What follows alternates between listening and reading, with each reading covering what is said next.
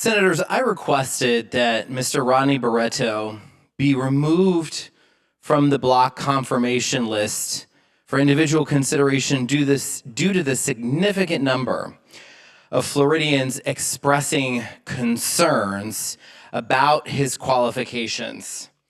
Like me, many of your email inboxes have been blown up by constituents with legitimate concerns around Mr. Barreto's confirmation that we should not ignore.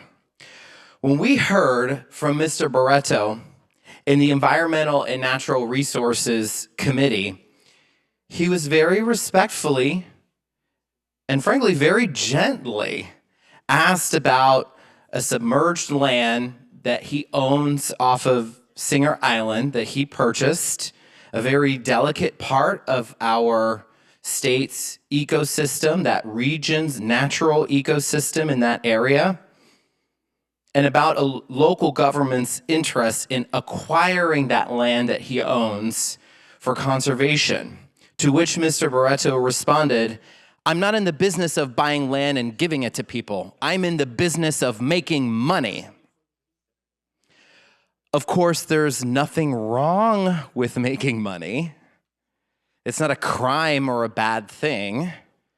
It's what makes our capitalist economic system work.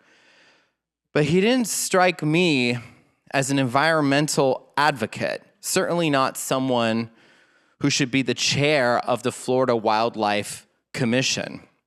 In my opinion, Mr. Barreto's personal, financial, and development interests directly conflict with the Florida Fish and Wildlife Conservation Commission's mission.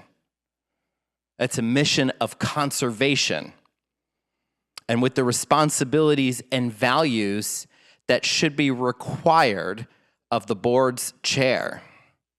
Now, do I believe that developers or people with development interests should just be automatically disqualified from serving on the FWC board? No.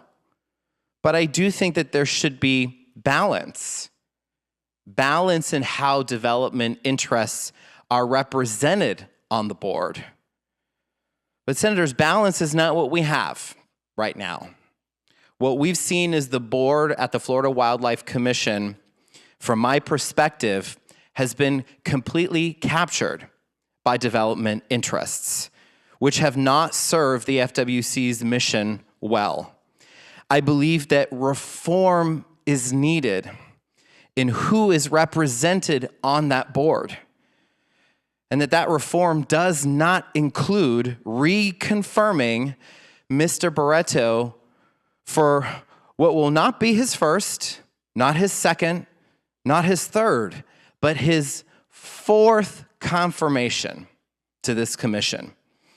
As a senator from District 17 in Orlando, I saw firsthand how Mr. Barreto's development over conservation ideology led to the negotiation of land swaps that paved the way, literally, for an expressway to be built through Central Florida's split oak forest, a decision that was overwhelmingly opposed by local voters in our region.